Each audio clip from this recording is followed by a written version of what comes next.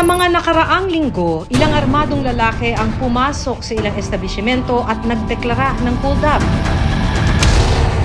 Kalaunan na pag-alaman na isang pulis at isang retiradong sundalo ang mga suspect. Sa isa pang CCTV footage na kuha sa labas ng isang subdivision sa Kawit, Cavite, makikita naman ang isang puting van na tila nagmamadaling makalayo sa lugar. Napag-alaman na ang mga sakay nito, mga pulis na kagagaling lang daw sa ilang bahay para manloob at magnakaw. Sa mga insidenteng tulad nito na sangkot ang mga unipormadong opisyal, napapanagot nga ba sila? At anong ginagawa ng pamahalaan para linisin ang hanay ng mga tagapagpatupad ng batas?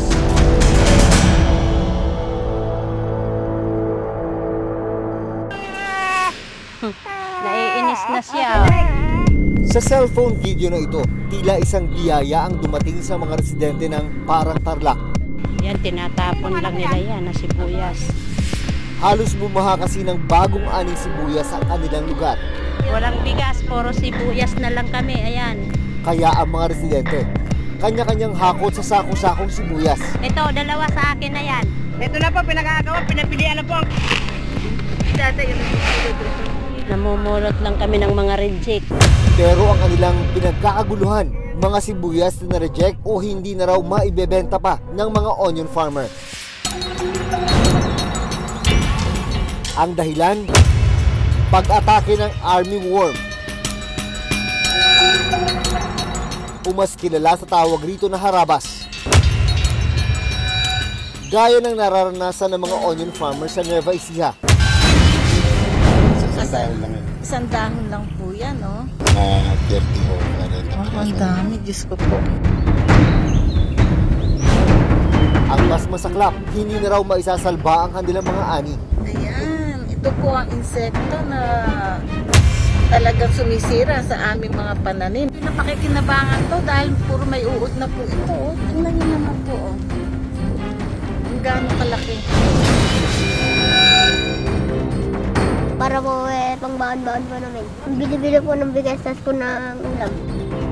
Hindi po namin alam kung tutulungan po kami ng gobyerno sa ganito pong problema po namin sa aming mga pananim. Ano nga ba ang ginagawang aksyon ng pamahalaan para maprotektahan at matulungan ang mga maliliit na onion farmers sa bansa?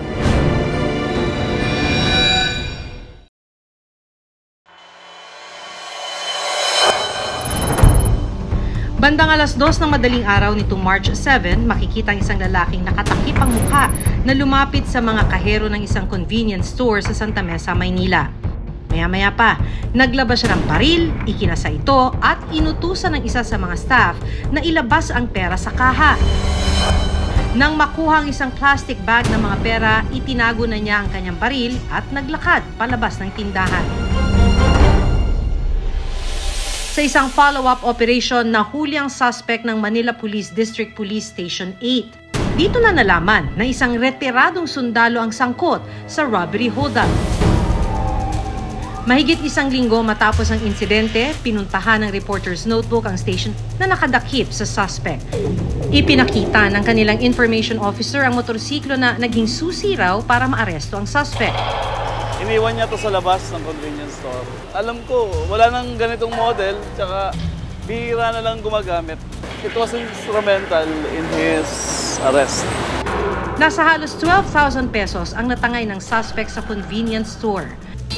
Ang sabi niya, parang may problema sa mga anak niya, na parang may mga sakit. Siguro yung nakukuha niyang pension ay hindi sapat. Kasalukuyang nakadetain sa police station ng dating sundalo. Nahaharap siya sa kasong robbery. 100,000 pesos ang ipinataw na piyansa sa kanyang kaso.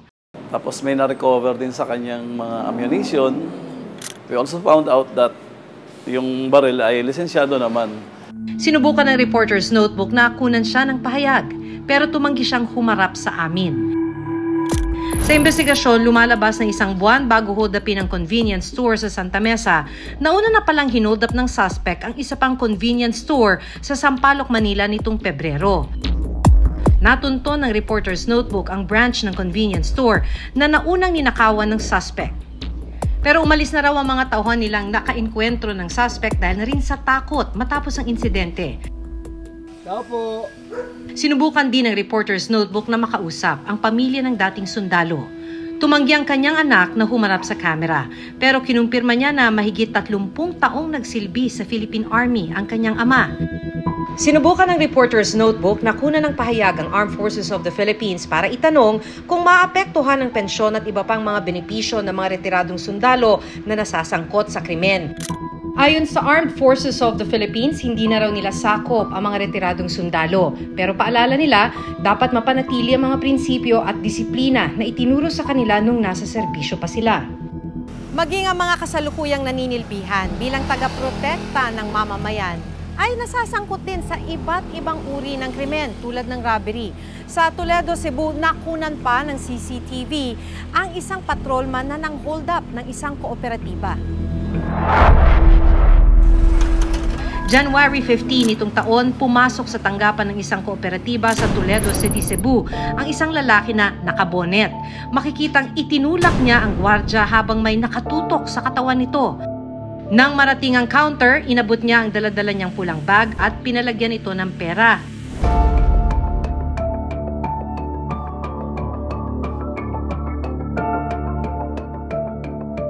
Nang mapuno ang bag, tinutukan niya ng baril ang mga customer. At saka mabilis lumabas ng establishmento. Ayon sa investigasyon ng Toledo Police, nasa 200,000 pesos ang natangay ng suspect. Ang kawatan, isa palang patrolman na naka-assign sa mismong police station nila. Napag-alaman din na ang motorsiklo at baril na ginamit niya sa pang-hold up ay ang service vehicle at baril na inisyu sa kanya bilang pulis. Hindi sa CCTV footage, magkapareha yung yung service firearm at saka firearm na ginamit niya sa krimen. Sinampahan siya ng kasong robbery with violence against and intimidation of person. Nakapagpiyansa na raw ang patrolman sa halagang 300,000 pesos noong January 26. Pero ayon sa Toledo Police, nasa restrictive custody ang suspect sa Cebu Police Provincial Holding Unit habang gumugulong ang kaso. Ibig sabihin, hindi sila maaaring lumabas ng kampo ng kahit anong oras.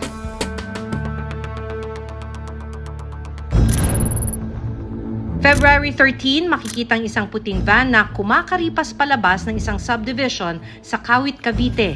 Muntik pa nitong mabangga ang isang sasakyan sa intersection. Sa investigasyon ng Kawit, Cavite Police, lumalabas na ang mga sakay ng van, mga pulis at ilang sibilyan na papatakas daw mula sa panloloob sa ilang bahay sa subdivision. Ayon sa mga otoridad, aabot sa mahigit 200,000 piso ang halaga ng mga ninakaw ng mga suspect, kabilang ang pera, cellphone at iba pang gamit.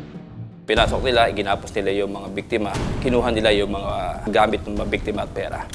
Pagkaalis ng mga nanloob, agad tumawag sa Kawit Municipal Station ng mga biktimang iginapos ng mga suspect. Nang matunton ng mga pulis ang puting van, napag-alaman nila na nirentahan ito ng 2 senior master sergeant na naka-assign sa intelligence unit ng Cavite Police at isang police corporal na naka-assign naman sa drug enforcement unit ng Laguna PNP. Yung mga suspect natin, saan naman sila pumunta sa Cavite, sa provincial office. Doon agad na silang na-relieve, pa rin nila tinatanggi yung krimen, pero malakas po yung ebidensya natin.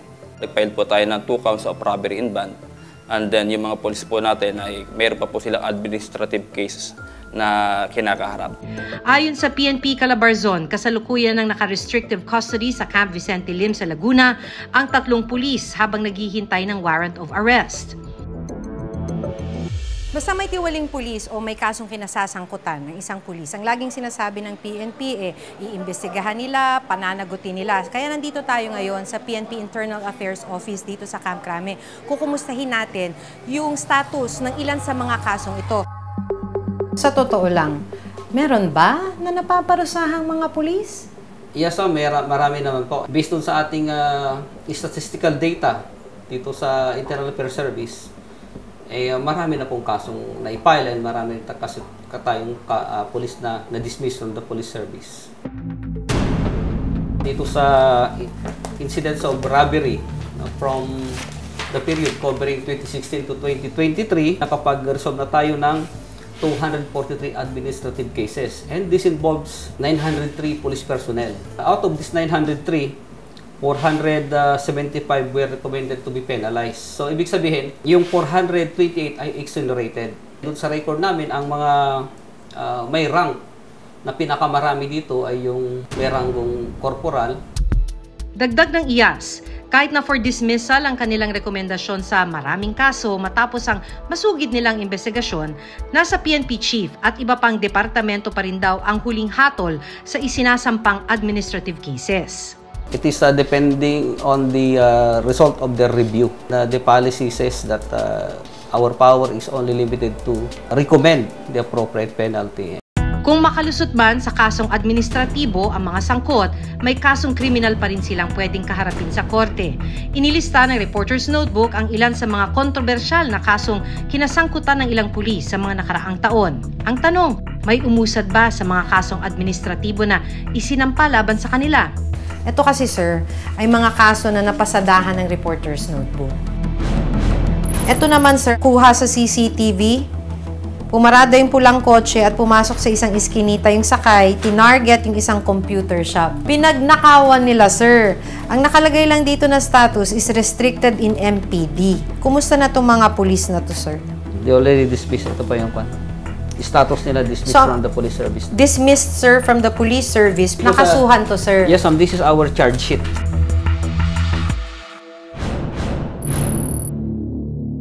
So, noong March 27, 2023, sa kahabaan ng Rizal Avenue, pinilit agawin ng isang lalaki yung belt bag ng street vendor na si Eddie. May lamang pera na galing sa ayuda ng DSWD yung belt bag ng biktima. Ang nakalagay na status dito, sir, ay restricted. So, they were already dismissed. Dismissed na to, sir? Yes, ma'am.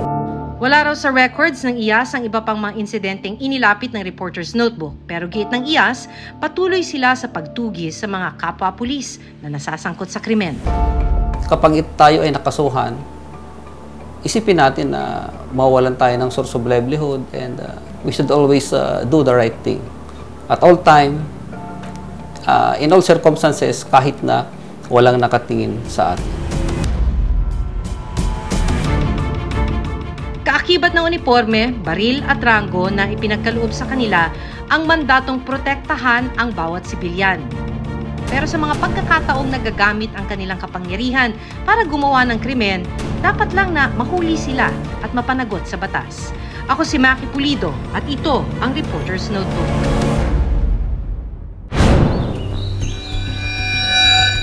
Ngayong panahon ng tag-init, isang kalaban ang sinasagupa ng mga onion farmers sa Nueva Ecija. Ayon sa kanila, sinisira nito ang pinaghirapan nilang pananim. Dahilan kaya halos wala nang matira at mapakinabangan pa sa mga ani nilang sibuyas. Ano nga ba itong kinakatakutan ngayon ng mga onion farmers? Ngayong araw, inabutan naming nagmamadali si Mang Rufino papunta sa kanyang sakahan. Nabalitaan kasi nilang pinipeste na ang kanilang mga pananim na sibuyas at nang buksan ang mga dahon ng sibuyas. Tama ang kanyang hinala. Unti-unti na ngang pinapapak ng mga armyworm o mas kilala sa tawag na harabas ang loob ng kanyang mga pananim. Yan po yan po karami nila. Ang mga namumuting dahon ng sibuyas, senyales raw na nauubos na ito ng mga harabas. Kanya-kanya silang dahon, tapos mangingitlog uli. Pagka naubos niya, ililipat uli sa kabila. Sa pag-asang may maisalba pa, humingi ng tulong si Mang Rufino para agad na maani ang kanyang mga pananim. Ito po, inagawa namin sa uod at wala pa nga sabon eh. Pero dahil unti-unti na itong inuubos ng uod, napilitan na silang mag-ani. Magsi-70 pa lang eh, diyas eh. Pinunot na namin, gawa ng sinisira na ng harabas.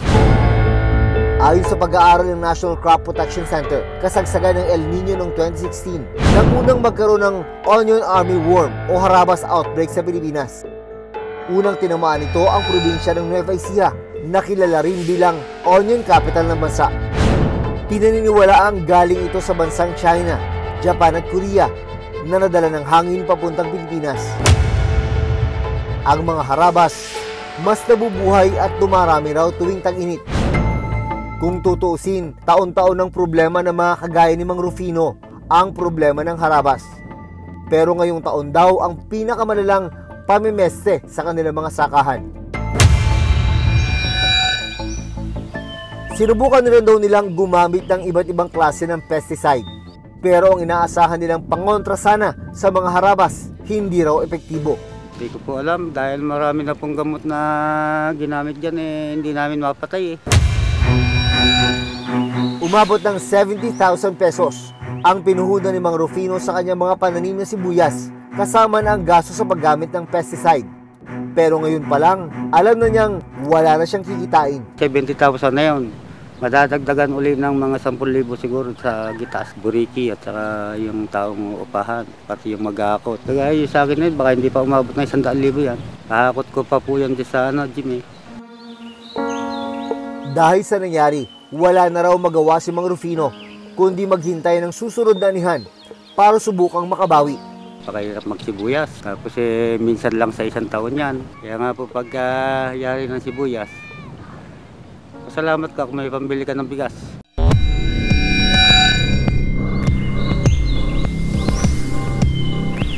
Bago lumubog ang araw, naabutan din naming isa-isang pinupulot ni Mang Ed ang mga harabas sa kanyang mga pananim.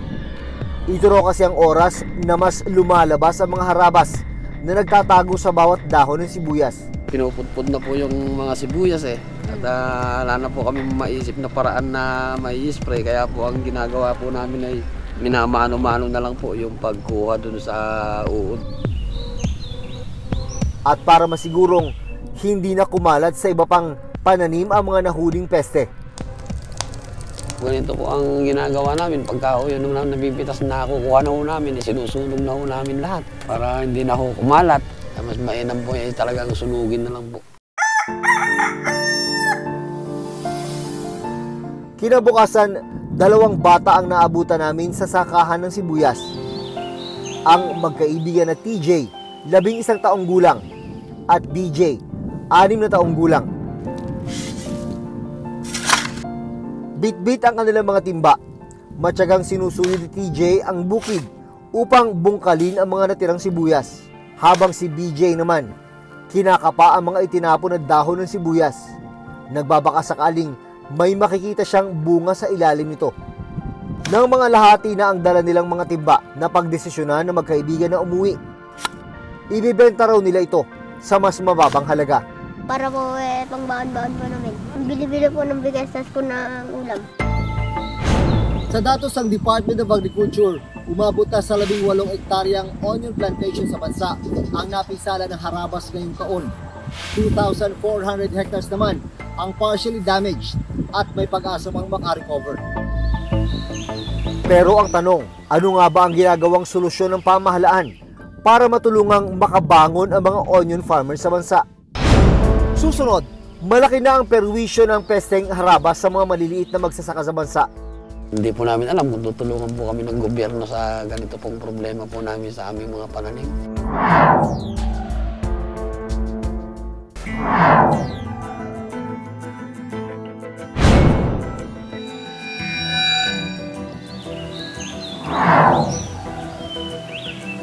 Isa raw sa mga alternatibong paraan ay ang paglalagay ng mga sibuyas sa isang cold storage facility. Sa Bungabon, Nueva Ecija, 2 cold storage facility ang ipatatayo ng lokal na pamahalaan para sa mga magsisibuyas. 250 pesos kada sako ang bayad sa loob ng 6 na buwan. May options sila to store muna yung mga produce nila kaysa ibenta nila dun sa mababang price nga na yun. Pero sa kasalukuyan, puno na ang cold storage facility. Pipilitin po natin masiksi. Pag po sumobra naman, yung quality po ng sibuyas, baka makuha po yung sa magsiksikan, hindi na po kaya ng lambing. Nagbigay rin ang lokal na pamahalaan ng Bungabon ng ayuda para sa mga apektadong onion farmers. Ayon sa Sinag, bukod sa assistance na ibinibigay ng pamahalaan, mahalaga na magkaroon ng Onion Research Center sa Pilipinas. Kasi for development and progress ito. Yun ang katotohanan doon. Para hindi tayo manatili sa dating teknolohiya. Minsan ang inihain sa Kongreso ang House Bill number 1379 o ang pagtatatag ng Philippine Onion Research Institute. Layunin nitong mapataas ang produksyon ng sibuyas sa bansa, pagtatayo at operasyon ng isang Central Experiment Station kung saan gagawin ang mga pag-aaral para maparami ang supply ng sibuyas sa bansa. Pero hanggang ngayon, nakabinbin pa rin ito. Meron ho tayo, sir, tinatawag na insect resistance. Gusto po sana namin i-encourage yung integrated pest management.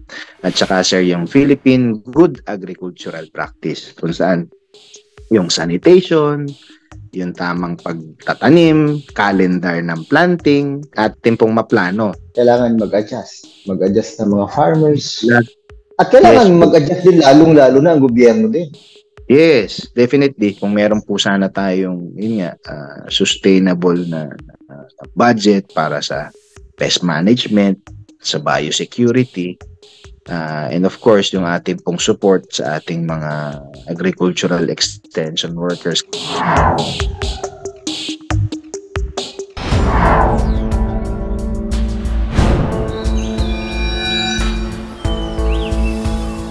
Malaki na ang perwisyo ng pesteng harabas sa mga maliliit na magsasaka sa bansa. Kailangan daw nila ang tulong at suporta ngayon. Hindi po namin alam kung tutulungan po kami ng gobyerno sa ganito pong problema po namin sa aming mga pananim. Para muli silang makabawi at muli silang makabangon. Ako si Jun Veneracion at ito ang Reporter's Notebook.